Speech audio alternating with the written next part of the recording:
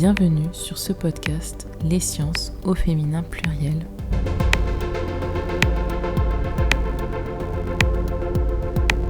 Ce podcast a pour but de donner la parole à des femmes scientifiques afin qu'elles puissent vous présenter leur parcours, leurs travaux, mais aussi parler de leurs hobbies et d'autres questions un peu plus intimes. Dans ce podcast, je donne rendez-vous à des femmes scientifiques sur leur canapé autour d'un thé dans une ambiance décontractée. J'espère que leurs histoires vous plairont et je vous souhaite une belle écoute. Bonjour à tous, bonjour Sophie. Est-ce que tu peux commencer par te présenter s'il te plaît ? Bonjour à tous et à toutes, bonjour Elva. Alors je m'appelle Sophie Dupont, j'ai 31 ans, j'habite du côté de Niort et je suis chercheuse postdoctorale à l'université de Montpellier. Et je travaille en ce moment sur l'effet d'un incendie sur la santé d'un petit oiseau qui s'appelle le républicain social qu'on trouve en Afrique du Sud. Ok, est-ce que tu pourrais nous donner 3 mots qui te décrivent pour donner une idée aux personnes qui nous écoutent de qui tu es à peu près ? Je dirais passionnée, impliquée et amoureuse. Ok, très bien, intéressant. Est-ce que tu peux nous raconter depuis quand tu voulais te lancer dans une carrière scientifique ? Est-ce que tu as une anecdote concernant un souvenir que tu aurais du moment où tu as décidé de te lancer dans cette aventure ? Alors depuis toute petite, moi je rêvais d'être vétérinaire. Donc à la base, j'ai entamé des études pour pouvoir essayer d'intégrer une école vétérinaire. Sauf que j'ai eu des soucis de santé durant les 2 années de prépa. Donc je suis partie à la fac. Et à la fac, au départ, j'étais un peu perdue parce qu'il y avait beaucoup d'UE, on était beaucoup d'étudiants dans les amphithéâtres. Et puis j'ai pris ce qui à l'époque s'appelait une UE découverte, qui s'appelait l'écologie. Je me suis dit, je vais voir ce que c'est. Et en fait, je suis tombée amoureuse de la prof et du cours que j'ai eu. C'était vraiment passionnant. Et en fait, je me suis dit, c'est ça que je veux faire. Je sais que je veux travailler auprès des animaux, ça c'est sûr et certain.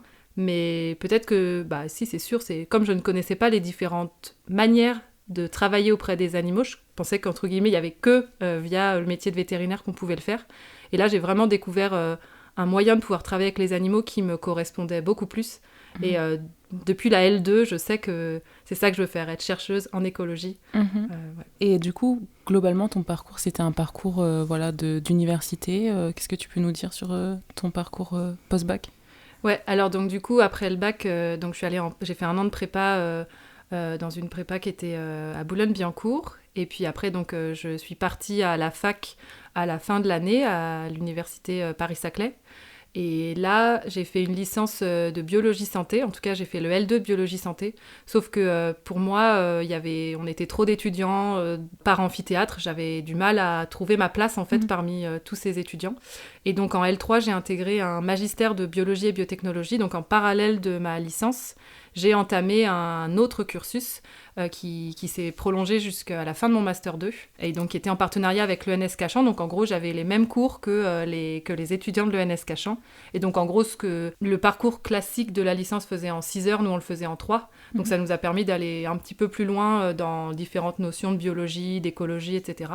Et puis à la fin de ma licence, je suis partie en Master, qui aujourd'hui s'appelle Biologie, Écologie et Évolution. Et là, je me suis spécialisée en biologie de la conservation avec pas mal de cours de droit de l'environnement et puis après différentes matières qui me permettent aujourd'hui de pouvoir répondre à des questions de biologie de la conservation. Et donc ensuite, tu as fait une thèse ? Oui. Après, j'ai fait ma thèse au CEBC de Chizé où j'ai travaillé là pendant 3 ans sur l'impact des conditions de développement chez les oiseaux en regardant les effets, différents effets. Ça pouvait être un stress, un dérangement, ce genre de choses, et quel effet ça allait avoir à court terme et aussi à long terme sur les oiseaux qui étaient exposés à ce stress ou cette contrainte. Et pourquoi, du coup, toi, t'as voulu faire une thèse et étudier ce sujet en particulier ? En fait, moi, j'ai toujours été très...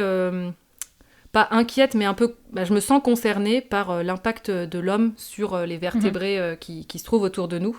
Et là, cette thèse me permettait vraiment de pouvoir aller... bien évidemment pas explorer intégralement cette question, cet aspect, mais ça me permet au moins de pouvoir voir, par exemple, il y a une question biologique où je m'intéressais à l'impact du dérangement humain du dérangement anthropique sur la physiologie des oiseaux. Et ça, je trouve que c'est une question qui m'intéresse beaucoup et j'avais envie de pouvoir y répondre. Et mon doctorat m'a permis de le faire. En gros, il y a des oiseaux qui ont été exposés à un stress pendant la phase de développement. Et l'idée, c'était de voir comment est-ce qu'à long terme, les oiseaux étaient impactés. Et en sachant qu'en ayant utilisé cette approche de stress quelconque, en gros, on peut appliquer les résultats qu'on a obtenus par exemple, au stress lié à l'urbanisation. Et donc ça, c'est des choses qui... alors, je sais que ce terme n'est pas forcément très bien choisi, mais ça, c'est des choses qui m'animent, en fait, de savoir, de pouvoir quantifier et mesurer et me rendre compte aussi, et permettre aussi à la communauté scientifique et au grand public de se rendre compte de l'effet que l'homme a sur les vertébrés qui l'entourent.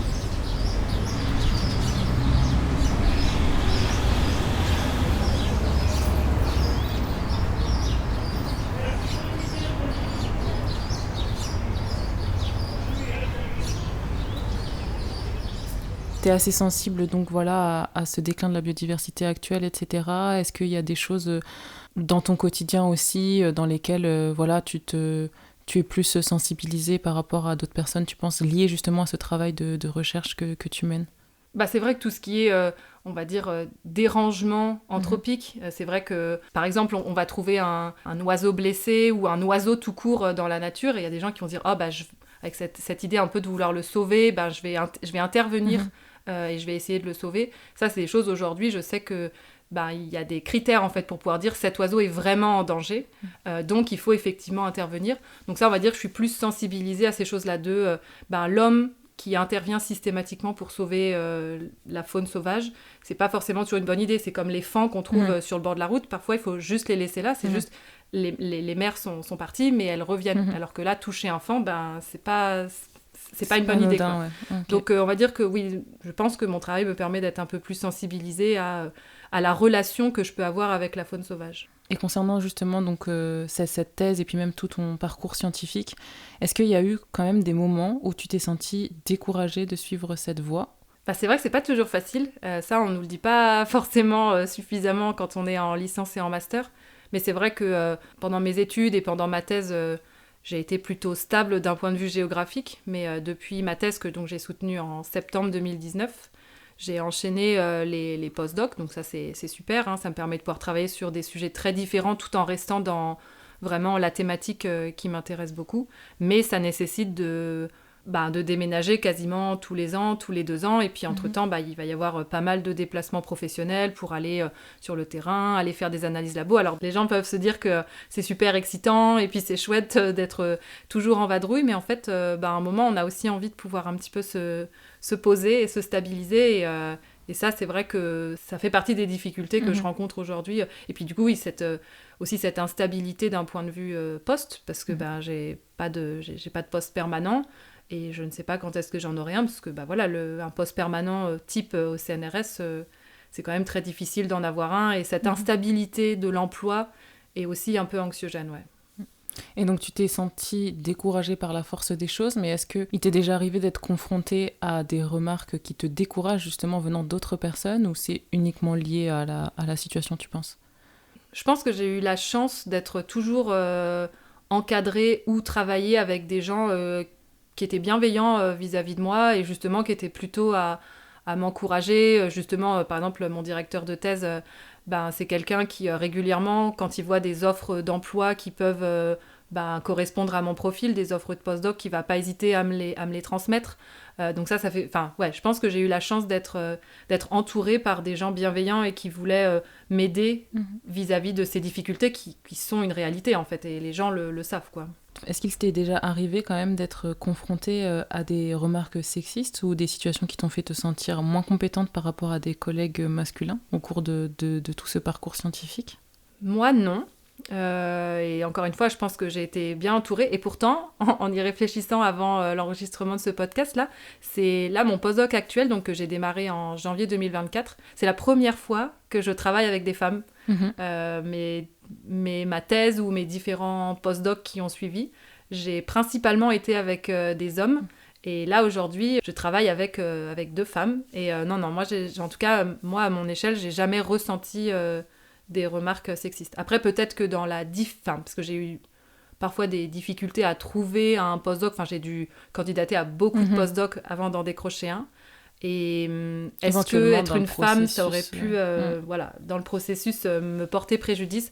Honnêtement, en tout cas, je l'ai pas forcément frontalement vécu.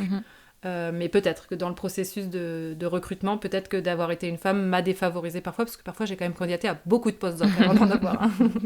Et en dehors de la recherche, est-ce que tu as eu des expériences négatives dans ton quotidien du fait d'être une femme? Non, j'essaie de réfléchir, mais j'ai pas l'impression que d'être une femme m'ait porté préjudice dans ma vie privée non plus. Ouais.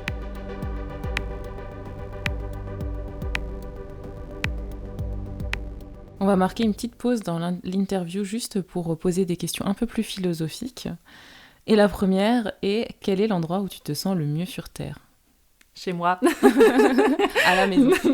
Ouais, je pense que c'est aussi lié au fait, comme je disais précédemment, comme je suis souvent en vadrouille, en fait, l'endroit où je me sens le mieux, c'est chez moi. C'est là où j'ai mes repères, c'est là où j'ai ma vie, en fait, toutes les choses que j'aime qui sont réunies. Si tu devais écrire ton autobiographie, quel en serait le titre? Alors, je sais très bien ce que ce serait Les Malheurs de Sophie. Il m'arrive souvent des petites mésaventures, on va dire. Et c'est vrai qu'on a tendance à me désigner comme chat noir. Donc oui, je pense que le titre serait Les Malheurs de Sophie.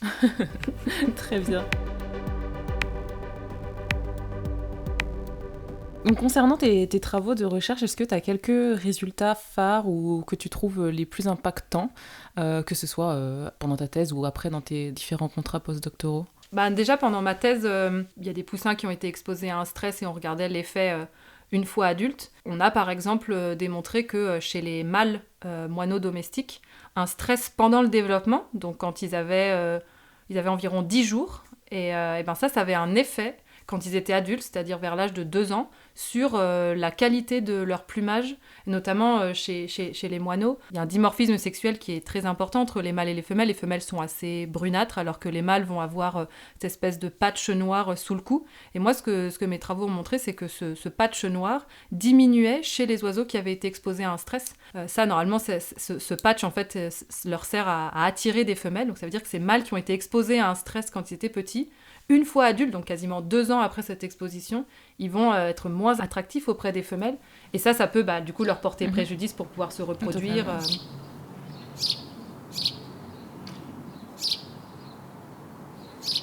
Là, actuellement, donc, comme je disais, je travaille sur l'effet d'un incendie sur la santé d'un petit oiseau qui s'appelle le républicain social. Et les premiers résultats de mon travail montrent que d'un point de vue de leur survie, effectivement, cet incendie a vraiment diminué drastiquement la survie des animaux qui ont subi ce feu. Maintenant, là, je suis en train de collecter des données pour pouvoir voir d'un point de vue plus physiologique, d'un point de vue interne, comment est-ce que ce stress du feu a été vécu par les animaux. On sait que du coup, avec les premiers résultats, que ça a impacté leur survie. Maintenant, ce que je veux voir, c'est, et à l'intérieur, comment est-ce qu'ils l'ont vraiment vécu, ce feu.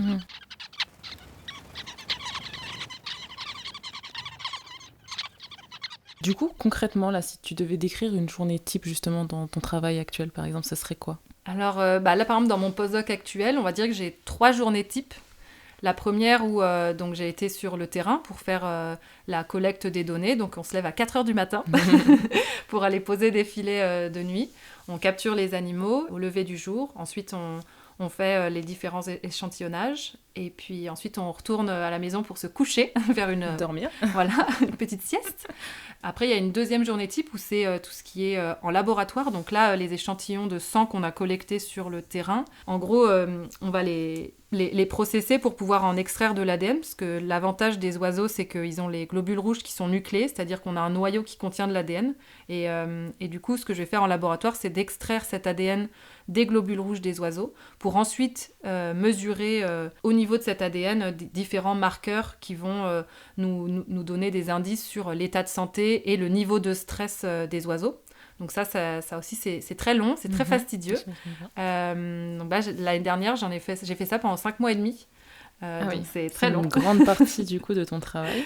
Voilà, et la troisième journée type, ça va être une journée plus calme, au bureau, devant mon ordinateur, pour pouvoir réaliser des analyses statistiques sur R, lire des papiers pour pouvoir aussi me tenir au courant de ce qui se fait dans la littérature, les approches aussi statistiques qui sont utilisées pour pouvoir voir, moi aussi, réfléchir à utiliser la meilleure approche statistique possible. Et voilà. Et au niveau donc de ces journées types et de ton travail, tu estimes que la formation ou le transfert de connaissances au quotidien, ça te prend une part relativement faible, importante ou non? Est-ce que tu encadres des stagiaires ou tu as eu l'opportunité de donner des cours, même en thèse, je veux dire, pas forcément là actuellement, mais est-ce que c'est une part qui est importante ou pas dans ton quotidien?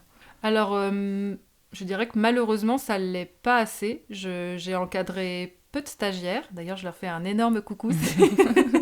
Pendant ma thèse, j'ai eu de la chance d'avoir 9 stagiaires qui m'ont aidée sur le terrain, et sans eux, j'aurais jamais pu réussir à collecter toutes les données qu'on a réussi à collecter. Et il y a 2 ans aussi, j'ai eu un stagiaire de M2 qui aujourd'hui est en thèse. Donc ça, c'est toujours super de voir que des étudiants de M2, derrière leur stage, décrochent une thèse. Des cours, j'en ai donné juste après ma thèse. J'ai fait un ATER à l'université de Lille. Donc là, j'ai aussi pu transmettre. Mais effectivement, c'est quelque chose que je trouve très important de transmettre, que ce soit aux futures générations de chercheurs, mais aussi au grand public. Et je le fais pas assez, selon moi. Ouais. Donc c'est une activité que tu aimerais bien aussi avoir un peu plus... Ouais. Mais si tu devais choisir une seule activité ou tâche dans ton travail, ce serait quoi? C'est dur à dire. Mais je crois que je dirais que c'est ma journée type sur l'ordinateur. En fait, je trouve ça vraiment excitant de pouvoir répondre à des questions scientifiques justement via de l'analyse de données. C'est aussi très satisfaisant quand on a un script qui fonctionne sur R. Donc cette partie-là est quand même très agréable. Satisfaisant. Et puis tout ce qui est valorisation en fait, de la donnée et puis de valorisation des résultats auprès de la communauté scientifique, que ce soit par l'écriture de papier ou via des conférences, mais aussi auprès du grand public. C'est vraiment quelque chose que j'aime beaucoup dans mon métier. J'adore faire du labo, j'adore aller sur le terrain, je vais pas le mentir, mais je trouve que cette partie, se questionner sur, ok, maintenant j'ai des données, qu'est-ce que j'en fais et comment est-ce que je le communique auprès des autres, c'est quelque chose qui vraiment, c'est ça qui me passionne.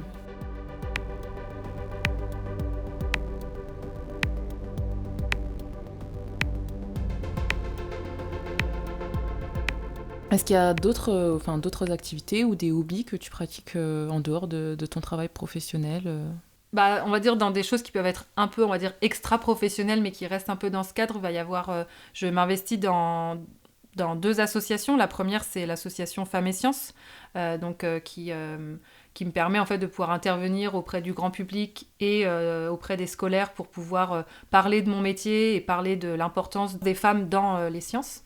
Et la deuxième association, ça s'appelle Apex France, c'est l'association pour les jeunes chercheurs polaires. Et en fait, dans cette association, on va avoir toute une partie où on est là pour aider les jeunes chercheurs polaires à se mettre en réseau et puis à diffuser leurs connaissances auprès des scolaires. Et l'autre partie, c'est directement nous de proposer des activités au grand public pour leur parler des milieux polaires. Et moi, en 2022, j'ai créé un webinaire qui s'appelle Arpex, qui est disponible sur YouTube, où en fait, je rencontre un artiste qui a réalisé une œuvre sur les milieux polaires. Et c'est pour en fait discuter des milieux polaires, de leur beauté, mais aussi de la fragilité de ces milieux via l'art, qui pour moi est un langage universel, parce qu'au travers des émotions, ça va nous permettre de peut-être mieux appréhender ce que certains scientifiques peuvent nous dire par rapport à aux alarmes que ces scientifiques nous donnent sur aujourd'hui, le fait que ces milieux sont vraiment en train de souffrir à cause du réchauffement climatique. Donc voilà, donc ça on va dire que c'est mes 2 hobbies extra-professionnels mais un peu en lien. Et puis mon autre hobby extra-professionnel, c'est mes animaux. J'adore mes animaux, je m'en occupe beaucoup. Tu en as combien? Beaucoup. À plume à poil. C'est ça, j'ai un chien, un chat, 2 cochons d'Inde. Et après j'ai des oiseaux, j'ai des mandarins. Et puis j'ai surtout 2 calopsites que j'ai sauvés, à qui je réapprends à vivre comme des oiseaux et à surtout avoir aussi confiance en l'être humain. Ces animaux me prennent du temps, mais je les adore. Et est-ce que tu penses justement que l'entourage, que ce soit l'entourage animalier ou en fait humain, a un rôle important à jouer en fait dans la réussite de ton parcours et en fait juste dans ton bien-être, on va dire? Ouais, complètement. Je sais qu'on dit souvent qu'il y a toujours une femme qui se cache derrière un grand homme, et moi c'est l'inverse. Ouais, effectivement, sans mon conjoint et sans mes animaux, je pense que ça serait beaucoup plus difficile parce que donc, mon conjoint me soutient au quotidien et mes animaux m'aident aussi à faire des pauses dans mon travail, à me dire ok, là, on fait une pause, je vais aller dehors parce que on va aller faire une promenade avec le chien, ça va m'aérer la tête pendant 1 heure, je vais marcher, je vais penser à rien d'autre que à ce moment que je vais avoir avec mon chien, et même juste quand je dois nettoyer des cages ou que j'en ai un qui est malade, et du coup je me fais du souci pour lui, donc tout ça, ça me permet moi aussi de prendre du recul sur mon travail et ça me permet d'avoir un certain équilibre. Ouais. Est-ce qu'il y a une chose que tu aurais souhaité dire à ton toi du passé, avant qu'elle entame en fait tout ce parcours scientifique ?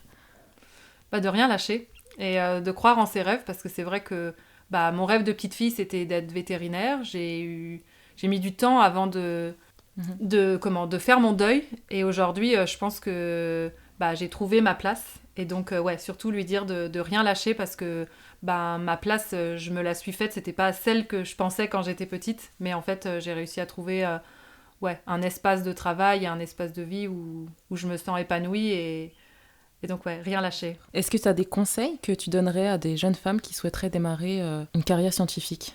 Surtout de rien lâcher. Si vous en avez envie, foncez en fait. C'est le seul truc à se dire, c'est qu'il n'y a pas une seule voie pour atteindre ses objectifs. Je sais que moi, j'ai été peut-être un peu mal guidée sur certains aspects. Et donc, moi, on me disait, tu veux travailler avec les animaux, égal, tu vas être vétérinaire, égal, tu vas en prépa. Et en fait, je me suis un peu cassé les dents à plusieurs moments. Et en fait, c'est là où je me suis rendu compte que, par exemple, pour pouvoir intégrer une école véto, il n'y a pas qu'une seule voie, il y en a au moins 4. Et pareil, l'écologie, je connaissais pas. Et finalement, on m'a dit, ok, tu veux faire de l'écologie, faut que tu ailles un master. Et ensuite, tu fais une thèse, et blabla. En fait, il y a plein de manières de pouvoir réussir à atteindre son objectif. Donc surtout, c'est ne jamais se décourager, bien se renseigner sur comment est-ce qu'on peut atteindre son objectif. Parce que il n'y a pas qu'une seule voie. On va toujours nous donner la voie la plus facile et peut-être la plus directe, mais en fait, c'est pas le chemin qui compte, c'est la finalité. Et si ça prend 4 ans de plus pour obtenir ce qu'on veut, en fait, faut pas lâcher, quoi. Qu'est-ce qu'on peut te souhaiter là maintenant pour l'avenir ? Est-ce que tu as un objectif à atteindre prochainement, que ce soit dans le professionnel ou dans le personnel ? Qu'est-ce qu'on peut te souhaiter ? Alors dans le professionnel, je dirais un poste permanent. S'il vous plaît. Et dans le personnel, je dirais... mon conjoint va pas être content du tout, mais un bel enclos pour mes cochons d'Inde. Très bien. Sur ces belles paroles, on va te souhaiter de réussir dans ces projets. Et merci beaucoup. Merci beaucoup pour l'invitation. Vous venez d'écouter Les sciences au féminin pluriel. Un grand merci au Common Lab de l'Université de La Rochelle pour leur soutien technique qui a permis la réalisation de ce podcast. N'hésitez pas à aller écouter d'autres épisodes et je vous dis à très vite.